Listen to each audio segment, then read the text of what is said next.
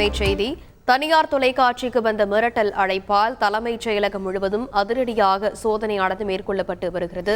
இது பற்றிய மேலும் விவரங்களை செய்தியாளர் சசிதரன் வழங்கிட கேட்கலாம். வணக்கம் சசிதரன், இந்த சோதனையானது எந்தெந்த வகையில் நடைபெற்று வருகிறது? எத்தனை அதிகாரிகள் இந்த சோதனையில் ஈடுபட்டு வருகிறார்கள்?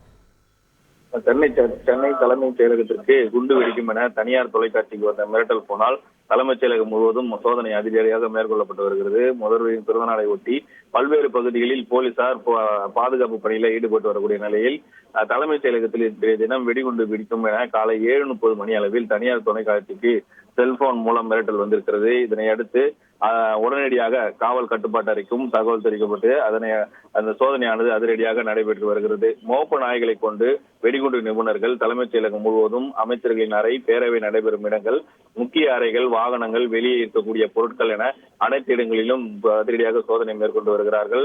வெடிகுண்டு உள்ளதா அல்லது என்பது குறித்து அந்த கருவிகளை வைத்து சோதனை மேற்கொண்டு வருகிறார்கள். மோப்ப நாய்களை கொண்டும் இந்த சோதனையானது நடைபெற்று வருகிறது.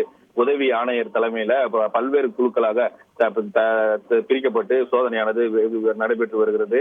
இந்த மிரட்டல் என்பது உண்மையா அல்லது புரளியா என்பது குறித்து ஒருபுறம் போலீசார் வேறு வகையிலும் விசாரணைகளை மேற்கொண்டு வருகின்றனர். ஏற்கனவே கடந்த சில தினங்களுக்கு முன்பு தனியார் பள்ளிகளுக்கு வெடிகுண்டு வைக்கப்பட்டு இருப்பதாக இமெயில் மூலம் மிரட்டல் வந்ததை அடுத்து தற்போது தனியார் தொலைக்காட்சிக்கு விடுக்கப்பட்ட மிரட்டலில் தலைமைச் செயலகத்தின் மீது உள்ளாக்கப்பட்டிருக்கக்கூடிய சம்பவம் பெரும் பரபரப்பை ஏற்படுத்தியிருக்கிறது. விரிவான விவரங்களுக்கு நன்றி சசிதரன். செய்திகளை உடனுக்குடன் தெரிந்து கொள்ள உடனே சப்ஸ்கிரைப் பண்ணுங்க.